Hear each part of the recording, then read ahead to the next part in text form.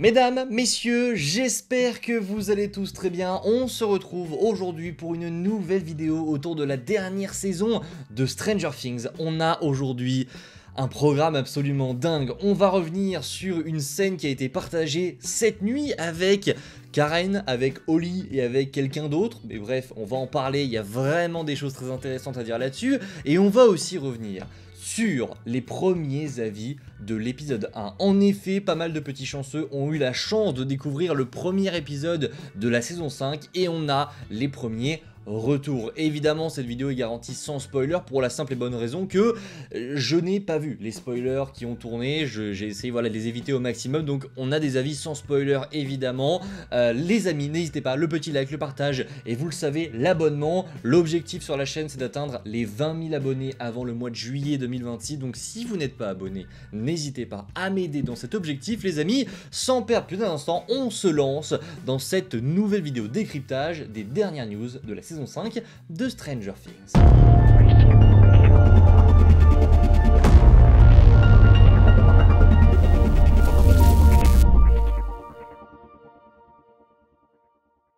Et on va directement commencer avec une scène qui a été partagée cette nuit. Alors je peux pas forcément vous la montrer en entière, elle est juste là, mais elle dévoile quand même pas mal de choses. Je trouve que c'est assez surprenant de la part de Netflix de dévoiler la scène. C'est Netflix Espagne qui l'a balancé, mais ça devrait pas tarder à sortir sur d'autres comptes Netflix, que ce soit en France ou aux États-Unis. Ça va sortir à un moment donné parce que c'est officiel pour le coup.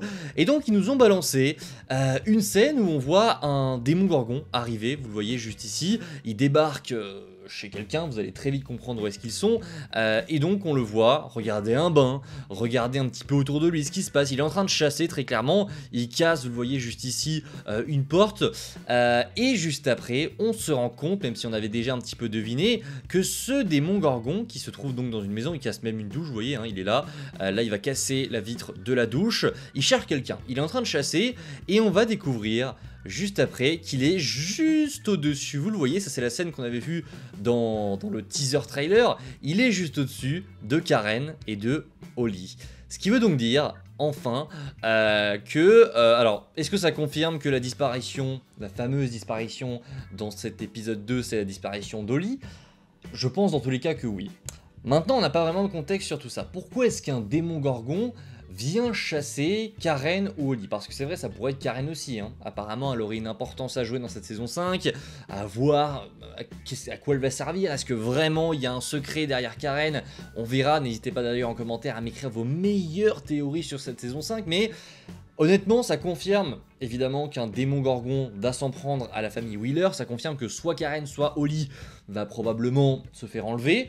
On pense très clairement qu'il s'agira d'Holly, mais je vais pas non plus en dire trop, on verra. Mais étrangement, je trouve que la scène, évidemment, n'est pas complète, ça on sait, et on a l'impression qu'il nous manque pas mal d'informations. Pourquoi est-ce qu'un démon gorgon irait directement dans une maison bien précise embêter deux personnes?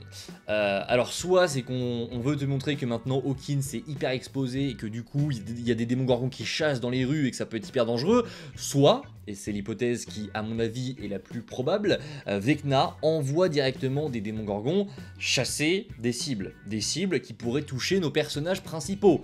Parce qu'on sait, hein, Vecna, même si nos personnages principaux vont vouloir se venger de Vecna, Vecna lui aussi veut se venger de ce qui lui est arrivé dans la saison 4, donc il est probable qu'il envoie directement des démons gorgons pour aller chercher soit nos personnages, soit des proches de nos personnages. Et donc ça pourrait directement concerner Holly. On va maintenant passer les amis à une autre scène qui a été dévoilée dans, dans une émission télé où justement Noah Schnapp, Caleb McLaughlin, Finn Wolfhard et Gaten Matarazzo étaient tous présents pour parler un petit peu de cette saison 5 et ils ont dévoilé voilà 13 secondes d'un extrait d'un épisode de la saison 5 et il se trouve qu'il y a quelque chose qui va un petit peu perturber. On va pas se mentir, quand on regarde cet extrait, donc là c'est un plan qu'on avait globalement déjà vu dans le teaser, on les voit tous parler, voilà, mettre leurs mains ensemble parce qu'ils sont en train très probablement d'élaborer un plan, ça doit se trouver dans les tout premiers épisodes de la 5ème saison. Ils sont en train d'élaborer un plan contre Vecna et donc vous le voyez, ils mettent tous leurs mains sauf quelqu'un, et là du coup Mike va le remarquer, il se retourne et il remarque que Dustin lui ne met pas sa main. Il met pas sa main contre, avec tout le monde, comme s'il n'approuvait pas forcément le plan. Et le plan qui va suivre, les amis, il m'a un petit peu choqué. Ce visage-là, il est perturbant. En tant que fan de la série, il est perturbant. On a été habitué à avoir la bouille de Dustin, la bouille d'un Dustin qui rigole tout le temps, qui est très joyeux, etc. C'est toujours celui qui fait un petit peu toutes les blagues. Il est assez joyeux quoi qu'il arrive, Dustin. Hein. Il a cette fougue en lui qui fait que c'est un personnage globalement hyper positif dans son langage corporel. Là, que ce soit dans cet extrait ou globalement, ça nous permet de nous en rendre compte un petit peu plus globalement sur la saison 5, il n'y a aucun extrait où Dustin est en train de sourire. Et il l'a confirmé dans cette interview justement, les frères Duffer lui ont bien demandé pour cette 5ème saison de jouer un Dustin bien différent. De jouer un Dustin qui est plus sombre, bien plus sombre, et qui ne fait pas des blagues tout le temps. Même s'il en faisait pas tout le temps, il est globalement bien moins joyeux que ce qu'on aurait pu avoir dans la 4ème, 3ème, 2ème et 1ère saison. Et c'est normal, parce que, on le sait aussi, on l'a vu dans le premier teaser, Dustin traverse une période de deuil. Mais je pense qu'il y a plus que ça. Nos personnages sont dans une situation où ils ont perdu. Car oui, on parlait de la comparaison avec le poster pour Avengers Infinity War, mais globalement on est un petit peu sur ça. Dans la saison 4, nos héros ont perdu. Ils ont perdu face à Vecna, même si ils ont réussi à s'en sortir plus ou moins bien. Hawkins a été détruit et maintenant, voilà, c'est le bordel un petit peu partout. Donc ils ont perdu et ils sont au fond du gouffre. Et je trouve ça très très perturbant qu'on nous montre nos personnages qui habituellement en début de saison sont heureux. Voilà, ils se doutent pas qu'une menace est en train de revenir. Ils sont pas forcément encore au courant du mystère qui se trame à Hawkins sur les 2-3 premiers épisodes. Et on a des personnages heureux d'habitude. Là, ça n'est pas le cas. On les sent fatigués, lessivés, toujours en combat. En fait, ils sont littéralement en guerre et ça ne rigole plus du tout dans cette dernière saison. Et je trouve ça perturbant. Alors, pour les autres personnages, ça m'a pas trop choqué. Oui, c'est un personnage qui n'a pas eu vraiment beaucoup de moments joyeux dans cette série. Il est toujours un petit peu en retrait, il lui arrivait beaucoup de galères, donc c'est pas un personnage qu'on est habitué à voir sourire. Lucas un petit peu plus, et c'est vrai qu'avec ce qui arrive à Max, on le voit bien moins sourire. Mike, c'est la même chose, mais Dustin, c'est celui qui est hyper perturbant. Bref, les amis, on va tout de suite rentrer dans la deuxième partie de cette vidéo où on va directement analyser les retours. Les retours du premier épisode de la saison 5, parce que je vous l'ai dit, des personnes ont eu la chance de le découvrir. Alors, plus précisément, ils ont eu la chance de découvrir le premier épisode et les 10 premières minutes de l'épisode 2. Qui est apparemment très important parce que, visiblement, d'après les retours, la fin de l'épisode 1 est complétée par l'épisode 2. Il y aurait vraiment quelque chose d'assez ouf dans l'épisode 2, au tout début, qui viendrait compléter ce qu'on a à la fin de l'épisode 1. Toujours sans spoiler, évidemment, les amis, on découvre donc ce qui a été globalement dit. Là, c'est le compte Stranger Things News qui nous a partagé ça, et on a directement des indications de ce qu'ils ont vu directement dans ces premiers épisodes. Apparemment, Dustin se démarquait à leurs yeux, il se comportait de façon très différente, mais ils ont adoré et trouvé que c'était tout à fait logique. Encore une fois, ça vient directement faire le pont avec ce qu'on disait il y a quelques instants. Dustin est très différent dans cette saison, et je pense pas qu'il soit plus sombre que les autres, mais je pense que de par le langage corporel qu'avait le personnage avant, la différence se ressent plus sur Dustin. Mike s'est également distingué, c'est ce qui a été dit juste ici, donc Mike serait un petit peu différent aussi, il serait bien plus en avant, et ça on l'avait senti un petit peu de par les trailers. Il ne voulait absolument rien dire sur un certain personnage. Là on parle directement des retours de quelqu'un. Il y a des retours, enfin il y a des personnes qui ont vu l'épisode, et il ne voulait rien dire sur un personnage en particulier. Donc il doit se passer dans ce premier épisode quelque chose autour d'un personnage qu'on doit retrouver dans l'affiche. Enfin, évidemment, s'ils nous disent je veux pas vous dire ce qui est arrivé à la personne qui gère la boutique du coin, à Hawkins, forcément on s'en tape, mais apparemment il y aurait un personnage important où il se passerait quelque chose qui fait que les personnes dans la salle ne peuvent rien dire. On verra, mais ça devient très hypant. David jouait vraiment bien. Alors là, on parle évidemment de David Harbour, et on parle donc de Hopper, qu'on retrouvera donc dans le premier épisode, maintenant c'est confirmé. Alors ça paraissait logique, mais il aura quand même de certaines scènes, enfin pas mal de scènes apparemment, pour que les gens sur place trouvent qu'il joue bien, c'est que forcément il a de la matière dans ce premier épisode. Ils ont diffusé les 5 premières minutes de l'épisode 2, donc les 5-10 premières minutes de l'épisode 2, et c'était une très bonne décision, car ça complète l'épisode 1. Et là, on va directement passer à la suite. Ils ont dit que l'épisode 1 était leur deuxième épisode préféré après le premier épisode de la saison 1, mais selon eux, il serait peut-être classé en dessous de l'épisode 4 de la première saison s'ils n'avaient pas regardé le début de l'épisode 2 de la 5ème saison. Alors c'est très compliqué, mais en gros ce qu'ils nous disent, c'est que vu qu'ils ont vu ce qui se passe dans les 10 premières minutes de l'épisode 2, ça a augmenté la note et ça fait que l'épisode devient plus intéressant, parce qu'il n'y a pas eu de coupure apparemment, ils n'ont pas coupé au moment de la fin de l'épisode 1 et l'épisode 2, ils ont tout collé ensemble et ils leur ont dit qu'en gros ils avaient vu l'épisode 1 en entier et les 5 premières minutes de l'épisode 2, et ils ont dit bah en fait si on nous avait enlevé ces 5 dernières minutes qui sont les 5 premières minutes de l'épisode 2, la note aurait sûrement été différente. Ce qui veut donc dire qu'on va assister probablement dès l'épisode 1 à un énorme cliffhanger qui va nous mener au début de l'épisode 2, et que dans l'épisode 2 on va avoir une ouverture assez spéciale. Et justement j'ai été un petit peu fouillé dans les anciennes déclarations des frères Duffer et il se trouve qu'ils avaient déjà parlé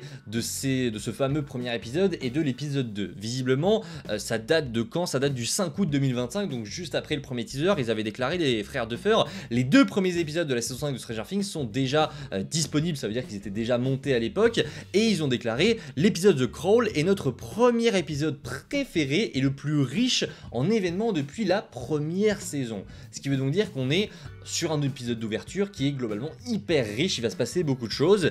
Et ils ont également dit la disparition de, donc c'est le nom de l'épisode 2, et ils ont fait une blague pour dire oui vous savez de qui on parle, etc., parce que tout le monde a deviné qu'il s'agit de Holly, et ils ont dit que l'épisode 2 possède de loin la scène d'ouverture la plus folle que nous ayons jamais réalisée. C'est l'une des séquences dont nous sommes le plus fiers cette saison. Et alors là, on se demande de quoi il s'agit. Alors, est-ce qu'il s'agit de ça, de cette scène d'ouverture où justement un démon gorgon débarque chez les Wheeler et kidnappe probablement soit Karen soit Holly, parce que la scène est visiblement, enfin il y a quand même de la tension dans la scène et elle est très bien réalisée. Ce plan là où on voit le démon gorgon regarder au-dessus du bain et que la caméra directement descend dans le bain sans coupure, c'est plutôt stylé. Donc à mon avis, sans connaître quoi que ce soit les amis, je pense que la scène d'ouverture de l'épisode 2, c'est ça, c'est justement le démon gorgon qui débarque chez les Wheeler. Maintenant, qu'est-ce qu'il se passe à la fin de l'épisode 1 pour qu'on ait tout ça? Écoutez, on verra, mais ça risque d'être très très cool. On termine avec un avis que j'ai jugé assez pertinent. C'est l'avis de Soups, qui a eu l'occasion de découvrir le premier épisode et qui lui nous a fait un avis un petit peu plus complet, voilà, où il a vraiment essayé d'un petit peu détailler sans spoiler ce qu'il se passait dans ce premier épisode. Et donc voici l'avis de Soups. Vous le connaissez très probablement, c'est un créateur de contenu américain qui a souvent un pull bleu, il en fait des caisses pour pas mal de choses, mais je trouve que quand il a l'occasion de voir des choses en avant-première, il est assez objectif sur ce qu'il nous dit. Par exemple pour Captain America Brave New World chez Marvel, il n'avait pas hésité, même s'il avait été invité, à dire que le film était vraiment pas ouf. Donc, pour la review de Soups, voici ce qu'il a déclaré. J'ai traduit évidemment en français. Review Stranger Things saison 5 épisode 1. Aucun personnage n'est en sécurité cette saison. Ça commence très très bien visiblement. Vecna a pris le contrôle de Hawkins, ça on le savait, les choses deviennent folles et maintenant il est temps pour notre groupe principal de personnages d'aller lui faire la guerre et de reprendre leur ville. Voilà, ça j'ai envie de dire, c'est ce qu'il a dit pour commencer sa critique. J'ai presque envie de dire que ça pourrait être le pitch de la saison 5, sans spoiler évidemment, mais globalement le pitch c'est ça, c'est que Vecna a gagné, Vecna a pris le contrôle d'Hawkins avec le monde à l'envers et maintenant il est temps pour notre groupe d'aller lui faire la guerre, d'aller se venger de ce qu'il s'est passé. Et ça va vraiment se ressentir dans cette construction, on va en reparler juste après, mais il y a vraiment apparemment une construction très différente pour cette saison 5 et des caractères aussi de personnages qui sont assez différents, puisque selon lui, Eleven est devenue beaucoup plus puissante que la saison dernière et elle a une mentalité différente, celle d'une guerrière qui veut se faire Vecna. C'est vrai que Eleven a toujours eu un peu cette... alors dans la première saison je dis pas, elle avait pas forcément de caractère, elle était très timide. Dans la saison 2 c'est un petit peu la même chose, même si elle s'est assumée de plus en plus, mais elle aurait dans cette saison 5 un esprit de revanche, un esprit de guerrière visiblement. Et je trouve que justement le caractère de Eleven est à l'image de cette saison. On arrête de tourner autour du pot, on arrête tous les mystères. Maintenant Vecna tu viens et je vais t'exploser ta grande gueule. C'est un petit peu ce que ça veut dire. On poursuit les amis, puisqu'après il déclare cet épisode ressemble à un film, et c'est littéralement juste l'épisode 1. Ça aussi c'est très cool qu'on ait une construction faite un petit peu comme un film. Les 2 derniers épisodes de la saison 4 étaient vraiment formés comme des films, là où les épisodes précédents de la saison 4 étaient vraiment formés comme des épisodes de série. Ça se sentait vraiment dans la construction, que ça prenait son temps, etc. Dans les 2 derniers épisodes, on a un début un milieu, une fin. Et ça se sent vraiment, et visiblement ça a été recréé pour l'épisode 1, à voir si ce sera le cas pour tous les épisodes de cette dernière saison, mais on serait vraiment sur un épisode construit comme un film. La construction de la série au global est différente, la saison n'est pas basée sur un mystère, tout est déjà en place dès le début, et ça on en avait déjà parlé, mais ça fait partie justement des conséquences de la saison 4. Normalement dans Stranger Things, tu commences une saison, tout va bien, il y a un mystère dans l'épisode 1, juste à la toute fin. Dans l'épisode 2, il est un petit peu plus approfondi. Dans l'épisode 3, nos personnages principaux commencent à s'en mêler. Dans l'épisode 4, ils commencent à se séparer. Dans l'épisode 5, ils enquêtent chacun de leur côté, etc. Ils font des découvertes, jusqu'à l'épisode final où ils vont tous se rassembler. Là non. Là c'est différent parce que, je vous l'ai dit et je le répète, nos personnages ont perdu et il n'y a pas de mystère, il n'y a pas de personne disparue, il n'y a pas de citrouille en train de cramer dans le sol d'un champ, il n'y a rien. Vecna a gagné, Vecna est déjà là, il faut maintenant qu'on le déglingue et c'est l'objectif de la saison et je trouve que c'est très très cool parce que ça ouvre la place, ça ouvre le champ des possibilités pour avoir énormément de révélations par la suite. Et ça risque d'être incroyable. Il a déclaré ensuite, ce n'est que la partie émergée de l'iceberg et il nous reste encore 7 autres films à voir et ils ont vraiment tout donné. Ils ne retiennent rien puisque c'est la dernière saison. Décor tombe dès l'épisode 1. Attention, vous vous souvenez de ce qu'on nous avait dit, qu'on voulait rien nous dire sur un certain personnage. Est-ce qu'un personnage emblématique mourrait dans le premier épisode ? Attention, j'ai un petit peu peur, et il a dit, et cela ajoute énormément au reste de la saison parce qu'honnêtement, personne n'est en sécurité. Donc visiblement, il va se passer quelque chose dans ce premier épisode, ça risque d'être incroyable. L'épisode 1 mérite un solide 8,5 sur 10, il y a une raison pour laquelle ils ont laissé les gens le regarder si tôt, ils sont confiants et ils ont raison de l'être, signé Soups. Voilà donc ce que pensait Soups, et voilà donc pour cette vidéo au global les amis, j'espère qu'elle vous a plu, si c'est le cas n'hésitez pas à me le faire savoir en commentaire et on se retrouve nous très vite pour parler de plein de nouvelles choses sur la chaîne. J'ai très hâte, j'ai très hâte de vous parler de Stranger Things les amis, ça arrive très rapidement, plus que quelques jours à attendre. Je vous dis à la prochaine, c'était Spidey, prenez soin de vous, ciao tout le monde.